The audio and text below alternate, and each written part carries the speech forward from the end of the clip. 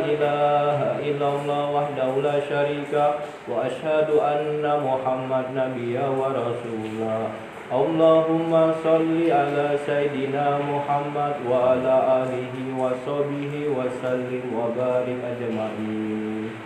Qallallahu ta'ala fil Qur'anil Karim. A'udzu billahi minasy syaithanir rajim. Bismillahirrahmanirrahim.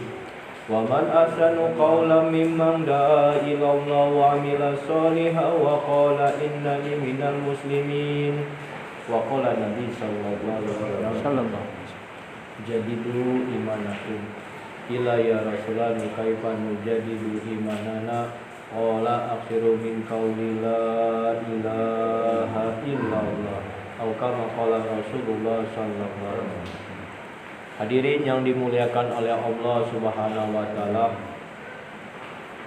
perkara agama ini adalah perkara yang sangat penting. Saking penting perkara agama ini, hadirin yang dimuliakan Allah Subhanahu wa taala, Allah Subhanahu wa taala telah menghantarkan para kekasihnya, para anbiya datang ke dunia sebanyak kurang lebih 124.000 nabi. Datang ke dunia menyampaikan kalimat la ilaha illallah, menyampaikan bahwa bahagia, sukses manusia apabila dia mati membawa la ilaha illallah, maka dia akan sukses, dia akan jaya. Walaupun maaf matinya dalam keadaan terbunuh, sebagaimana sahabat pada saat itu ditombak oleh Abu Sufyan dan kawan-kawan, maka ini sahabat dia katakan, demi Tuhannya Ka'bah aku telah berjaya. Padahal maaf matinya dibunuh, tapi karena matinya membawa agama, matinya mengucapkan la ilaha illallah, maka dia katakan berjaya. Sebab hadirin yang dimuliakan Allah Subhanahu wa taala, kita ada di dunia ini sedang diuji oleh Allah Subhanahu wa taala dalam segala hal. Ujiannya diberi kekayaan, ujian, diberi kemiskinan, ujian, diberikan sehat, ujian, diberikan sakit, ujian. Semua yang kita hadapi, yang kita rasakan, ini adalah ujian. Ujian di antara kita, yang mana Allah pengen tahu siapa di antara kita yang paling baik ini amal. Siapa di antara kita yang paling baik amal. Sebab amalnya hadirin, fama ya'mal misqala jaratin khairan yara. Amal sekecil apapun nanti di yaumil kiamat nanti akan diminta pertanggungjawaban hadirin. Ini amal ini hadirin, Masya Allah. Tidak ada lagi amal yang lebih besar hadirin selain daripada ini usaha dakwah. Tidak ada lagi hadirin. Sebab ini amal usaha dakwahnya hadirin, Masya Allah. Kata Nabi, sering kita baca, sepagi atau sepetang keluar di jalan Allah, maka ini lebih baik daripada dunia dan seisinya. Ini Hadraji Maulana Yusuf katakan bahwa dunia dan seisinya ini bukan kebenda-kebendaan seperti emas, perak, intan dan segala-galanya. Bukan. Tapi seluruh amal orang Islam, baik dia sedekah, dia buat puasa, dia biak sholat maupun dia umroh, maka ini tidak bisa menandingi orang yang keluar di jalan Allah sepagi atau sepetang fisabilillah. Sebab ini Bapak yang mulia, ini amal para anbiya, ini adalah amal yang paling dicintai oleh Allah Subhanahu wa taala. Karena apa hadir? Karena memang maksud daripada anbiya datang ke dunia ini untuk menyempurnakan akhlak manusia.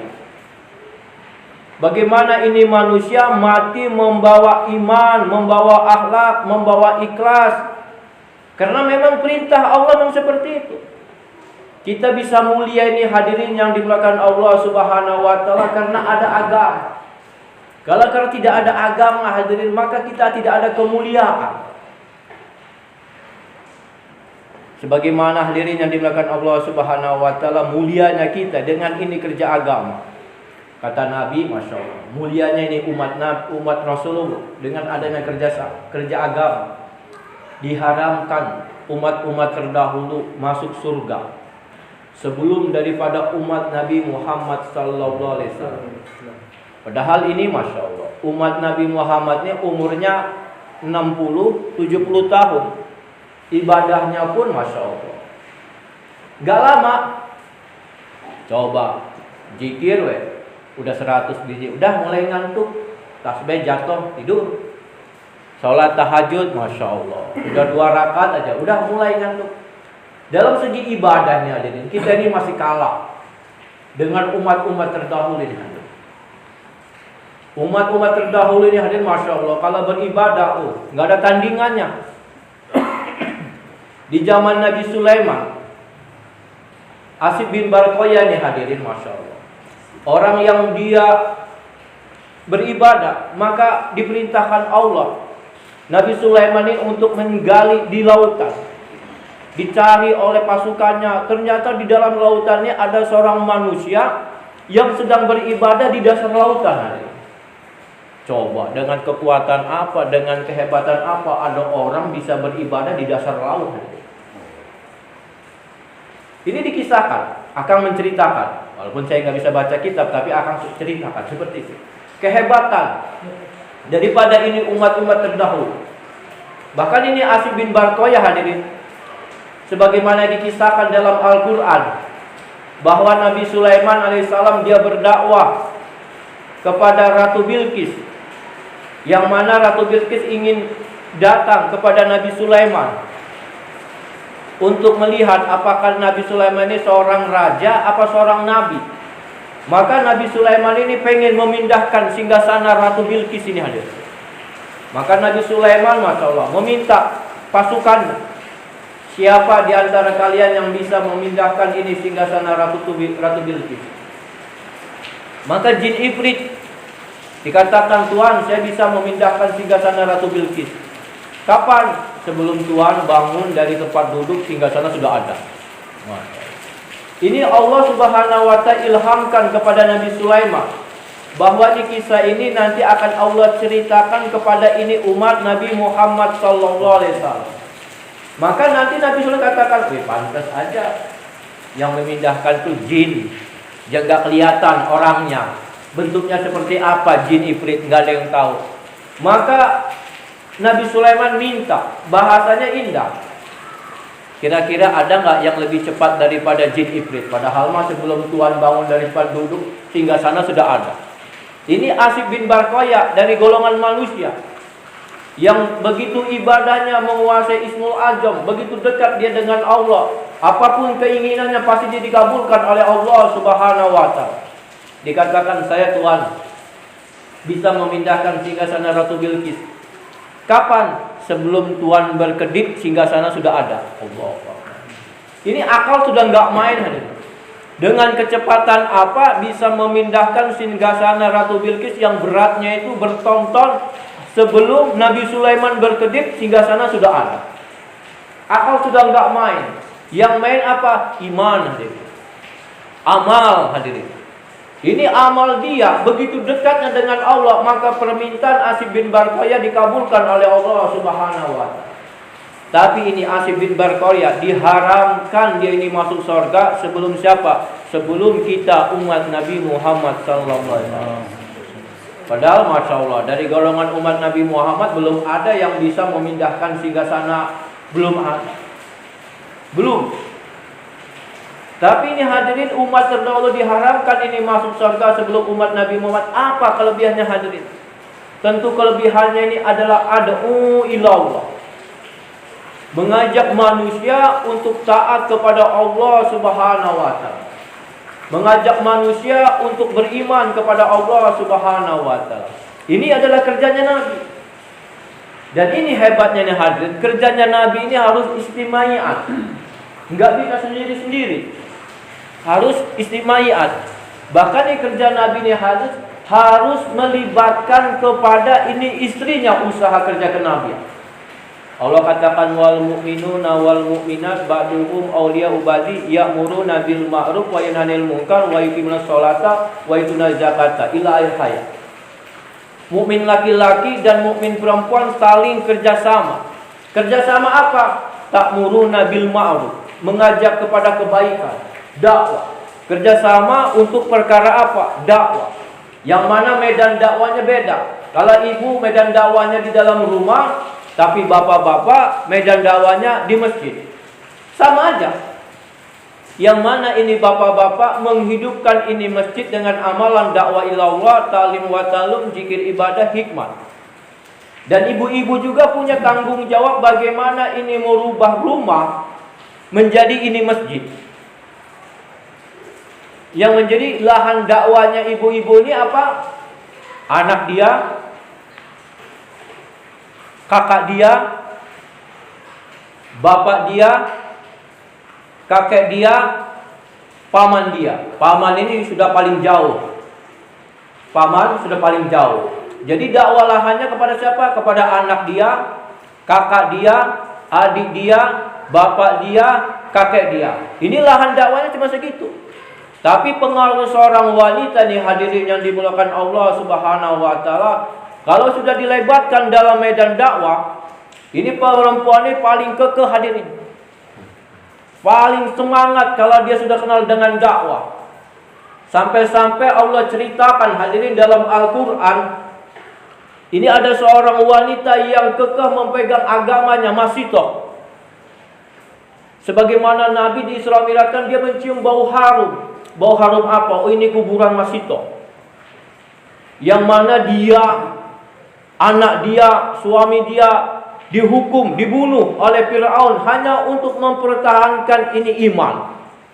Ini wanita kalau sudah dilebatkan dalam dakwah ini, ngejosnya minta ampun, nggak ketulungan.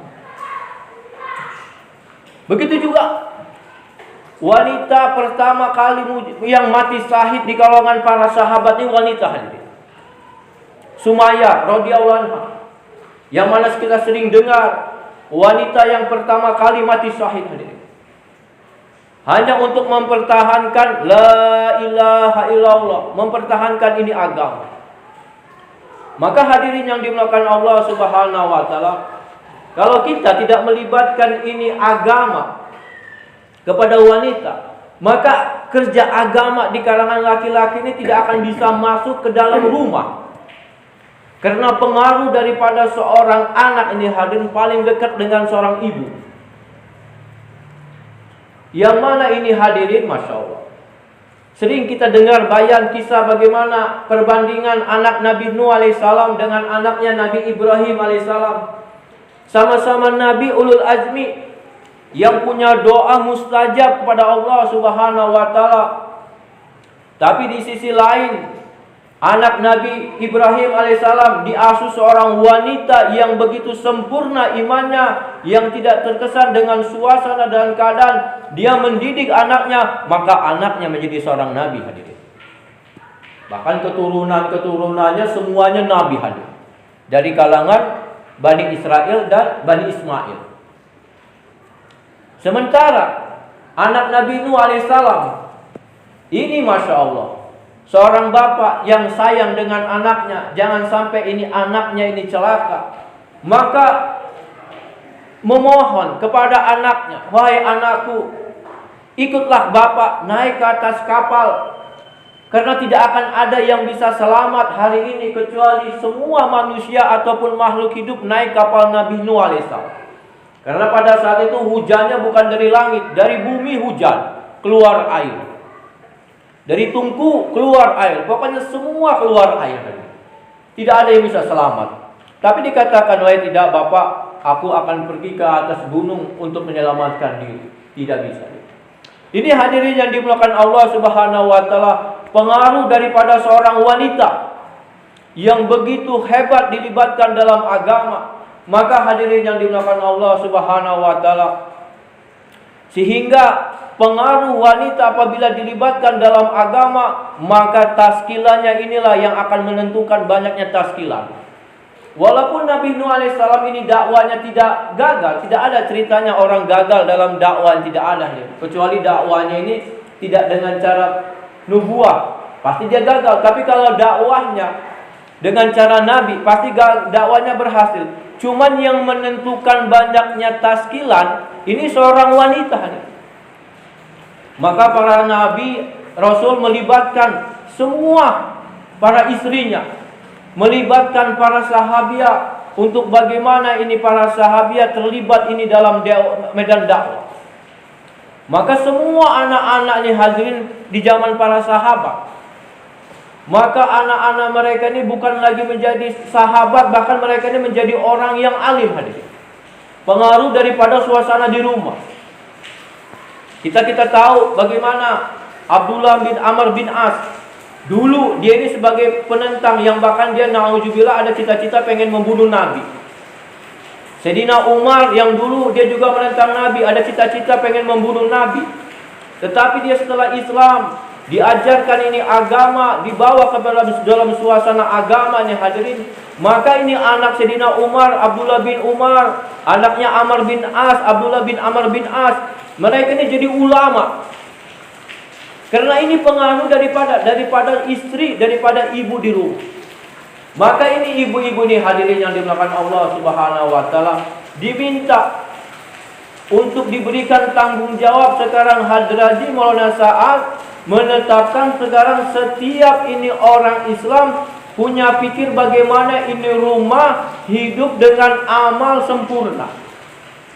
Ada musyawarah, ada taklim, ada halaqat tajwid, ada muzakarah 6 sifat, ada tazkir.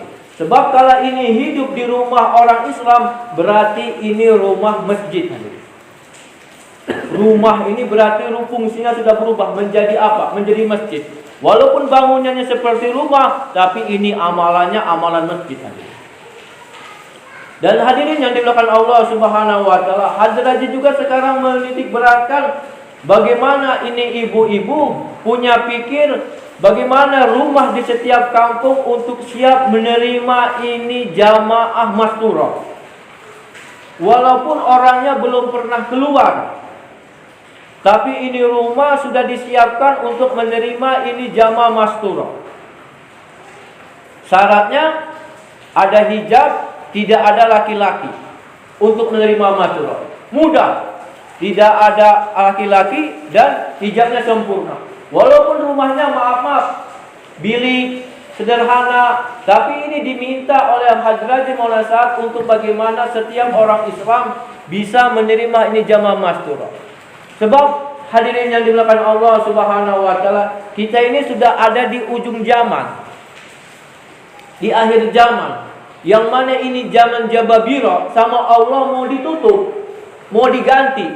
Sudah bosan ngelihat zaman Jababira ini. Kejoliman sudah di mana-mana, sudah nampak di mana-mana. Hari ini orang buat zina, kata Nabi bukan lagi nyumput-nyumput, di jalan zina sekarang. Di Eropa itu ada tempat untuk berzina. Siapa yang mau berzina di sana bebas tempatnya. Hari ini, dulu mau berzina ini masya Allah, hukumannya bisa dirajam, tapi hari ini dibebaskan. Bahkan hari ini ada kawin sesama jenis. Bukan LGBT, apa? PLT, pecinta liang tai. Kalau LGBT mah selalu halus, jadi halusnya PLT, pencinta liang tai. Jadi dia demennya seperti itu. Maka ini hadirin yang dimuliakan Allah Subhanahu wa taala. Ini surah kita Ali Medan. Dia meminta kepada setiap ahbab, kalau bisa kita ini harus gila dakwah. Sebab hari ini orang gila dunia ini sudah benar-benar. Banyak hari ini orang gila dunia, tapi hari ini belum ada gila dakwah. Maka hadirin yang dimuliakan Allah, gila dakwah ini ada dalilnya. Bukan gak ada dalilnya. Kata Nabi, aksuru zikri hatta yaqulul majnun. Perbanyaklah dakwah sampai orang mengatakan kamu ini gila. Ini sudah ada dalil. Maka masya Allah, jangan lihat kanan, jangan lihat kiri, jangan lihat bisikan tetangga, jangan lihat lirikan tetangga. Lihat ini hadirin, kita ini sudah ada di ujung zaman, yang mana zaman Jababirah pengen Allah ganti dengan zaman Khalifah Minhajul Nubuwah. Yang mana ini adalah hadiah, sebagaimana Allah berjanji dalam surat An-Nur kalau nggak salah, bahwa Allah berjanji kepada orang beriman, beramal soleh, maka Dia akan memberikan ini dunia, akan dijadikan ini orang-orang beriman menjadi khalifah yang akan menghandle dunia, yang mengurus dunia, yang mengatur ini dunia dengan cara sistem khalifah, yang mana ini hadiah Allah diberikan kepada orang-orang yang pikir risau kerja ini dengan agama. Hadirin seperti ini. Bahkan sekarang ini Masya Allah sudah didawam-dawamkan, ada taskil kebun jeruk ke Mekah Madinah. Sudah dibuat rutenya. Bahkan saya dengar ini ada orang agnia dari Malaysia, dia sudah beli tanah untuk dilalui sama orang-orang Islam sampai ke Mekah. Jadi rutenya sudah dibuat. Terutama yang orang-orang kita dari Indonesia, dari Singapura, abab-ababnya, dari Malaysia, nanti rutenya ada. Jadi kan kalau tanahnya sudah dibeli, ini akan diwakafkan sama orang Malaysia itu. Dia sudah beli tanahnya sepanjang berapa ini. Dia siapkan ini untuk jalur jalan kaki. Sebab nanti kita hadirin, dakwah kita ini nggak lagi pakai pesawat, udah nggak ada lagi. Karena zaman Halim Nubuwah itu udah seperti zamannya para sahabat. Orang-orangnya sudah para sahabat, wanitanya sudah seperti para sahabat, anak-anaknya sudah para sahabat. Maka kehidupannya mereka akan jalan kaki. Ini sudah rute sudah disiapkan. Tinggal apa? Tinggal kita nambah pengorbanan lagi hadirin. Apalagi sekarang diminta 24 jam. Untuk apa? Meluangkan bapak waktunya di masjid selama 24 jam. Jadi bapak punya usaha, punya kasab, kerjakan. Yang dagang, sudah dagang pulang lari ke masjid. Bapak ngajar di kantor, pulang kantor lari ke masjid, buat amalan di masjid. Karena emang dimintanya di masjid harus hidup amalan 24 jam. Dan ibu-ibu juga dibantu dengan ini amalan. Sebab kita usaha dakwah ini hadirin untuk mendatangkan yakin dengan amal, bukan yakin dengan emal. Kalau kita yakin dengan emal, maka belum datang nusratullah dalam diri kita. Maka hari ini kita belum bisa keluar. Kenapa? Karena kita ini masih ada yakin kepada emal. Tapi kalau kita ini sudah yakin dengan amal hadirin, bagi Allah mudah. Sebab ada janji Allah, wa may yattaqillahu, barang siapa yang beriman dan bertakwa, maka Allah akan tolong, akan berikan jalan yang rezeki yang tidak disangka-sangka dengan bukan cara dia. Ini janji Allah, ini dalam Al-Quran. Maka ini hadirin usaha dakwah. Kita belajar yakin bahwa dengan ini amal harus menyelesaikan masalah. Oh, saya sudah beramal. Iya, kita sudah beramal. Tapi kenapa belum datang pertolongan Allah? Karena di dalam hati kita masih ada hubud dunia, cinta dunia. Dan ini hadirin untuk menghilangkan cinta dunia. Dan di kita ini minta dengan ditakwahan. Oh, saya sudah beramal, tapi kenapa belum datang pertolongan Allah? Sifat takwanya belum dalam diri kita hadirin. Amalnya kita sudah buat, tapi sifat takwanya belum, maka belum datang pertolongan Allah. Maka hadirin yang dimulakan oleh Allah Subhanahu wa taala, ini untuk mendatangkan ini takwa hanya satu cara hadirin, yaitu dengan dakwah. Allah katakan, ya ayyuhalladzina amanu taqullaha wa qulu qaulan sadida yuslih lakum a'malakum. Hai orang-orang beriman, tingkatkanlah ketakwaan kamu kepada Allah Subhanahu wa taala. Wa qulu qaulan sadida, dengan apa? Dengan ucapkan yang baik. Ibnu Abbas tafsirkan wa qulu qaulan sadida ini apa? Dakwah. Perkataan yang baik ini adalah la ilaha illallah. Bicara tentang kebesaran Allah, ajak manusia di luar masjid untuk datang ke dalam masjid, maka ini ada janji Allah. Maka Allah akan memperbaiki iman kita dan akan diperbaiki amal kita. Apa amal kita? Maka akan didatangkan bagaimana yakin dengan amal bisa menyelesaikan masalah. Ini usaha dakwah. Yang mana hadirin Nabi meminta kita untuk ittaqullah, selalu bertakwa kepada Allah. Sebab orang bertakwa nih hadirin yang dimuliakan Allah Subhanahu wa taala, menjadi tanggung jawab Allah Subhanahu wa taala dalam segala hal. Sifat takwa ini belum ada dalam diri kita. Maka ibu-ibu, Masya Allah, perbanyak bicara kebesaran Allah. Apalagi bentar lagi ada tazkir, maka satu sama lain harus mujakarah. Bicara Allah Khaliq, Allah Malik, Allah Razik, Allah yang menciptakan, Allah yang memelihara, Allah yang memberikan rezeki. Kata ulama, kita banyak bicara 3 sifat ini hadirin, maka Allah akan tanamkan sifat qanaah di dalam diri kita. Sifat juhud, yang mana target daripada masro yang terakhir adalah jahidah, yaitu juhud. Hidup juhud ini yang paling berat hadirin. Sebab asya Allah, orang kalau hidup yang lain, tapi kalau juhud ini belum bisa. Sebab juhud ini bukan ukurannya dia miskin. Orang kaya juga hadirin ini bisa sifat juhud. Sebagaimana Abdurrahman bin Auf, dia ini memiliki sifat juhud. Walaupun dia memiliki harta, tetapi sifat juhud ini harus dimiliki. Ini target daripada usaha dakwah, masyaallah. Maka ibu-ibu ini Masya Allah, nanti sebentar lagi tazkir, banyak bicara kebesaran Allah. Nanti Allah janji yuslilakum a'malakum, akan diperbaiki apa? Sifat juhudnya. Sebab kata Nabi, awal kebaikan ini umat. Ini apa? Juhud hadir. Awal kebaikan umat. Dan kerusakan ini umat ini awalnya apa? Bakhil dan panjang angan-angan. Maka insya Allah tazkir satu sama lain. Karena sekarang sudah diminta oleh Haji Maulana Sa'ad orang-orang lama untuk keluar dari Jurtonggi 19, 20, 21. Maka ibu-ibu Masya Allah, doakan untuk bisa mengeluarkan jamaah. Apalagi Masya Allah, sejak diciptakan ini dunia di dalam Lauhul Mahfuz sampai detik ini, dari Sukabumi belum ada yang mengeluarkan jamaah Mastura ke negeri jauh. Sejak dunia diciptakan sampai saat ini, belum pernah ada dari Mastura Sukabumi yang keluar Mastura ke negara jauh. Padahal Masya Allah, sudah banyak yang 10 hari, yang 40 hari, yang sudah 2 bulan IP, tapi yang ke negara jauh belum ada. Baru 2 orang. 1 orang sudah meninggal, tinggal 1 orang saja. Maka Masya Allah, gimana caranya ini? Kita minta kepada Allah. Sebab semenjak dunia diciptakan sampai sekarang Sukabumi belum pernah mengeluarkan jamaah Mastura ke negara jauh. Maka risau, gimana caranya kita yang pertama ini bisa mengeluarkan jamaah Mastura ke negara jauh, Masya Allah. Sebab akan mewakili Sukabumi ini, Masya Allah, penduduknya ini jutaan, tapi begitu banyaknya orang Islam jutaan di Sukabumi belum mampu bisa mengeluarkan jamaah Mastura ke negara jauh.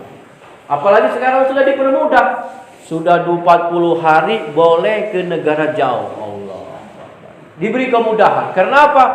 Karena memang Hadraji Maulana Sa'ad ini paling senang dengan Indonesia, Malaysia, Thailand. Karena apa? Karena memang dakwanya di masjid. Coba kalau negara-negara lain, Masya Allah, mau itikaf ke masjid itu susah. Jadi dakwanya di rumah, paling di hotel, paling di apartemen.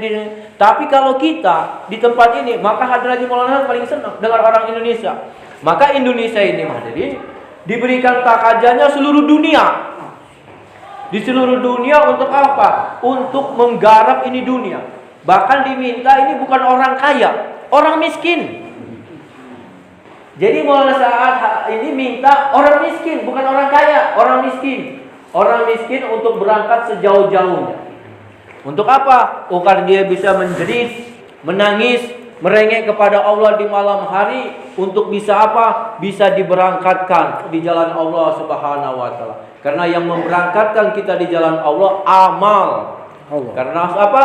Amal, bukan emal. Kalau emal, Masya Allah, orang-orang tipe kita ini nggak dipilih hadirin. Koredas, miskin. Yang dipilih-pilih pasti Masya Allah, pejabat-pejabat orangnya banyak. Tapi tidak. Ini adalah usaha kasih sayang, usaha mahabbah, usaha kecintaan. Untuk apa? Mendatangkan cinta. Maka insya Allah tazkir sama-sama. Nanti doa.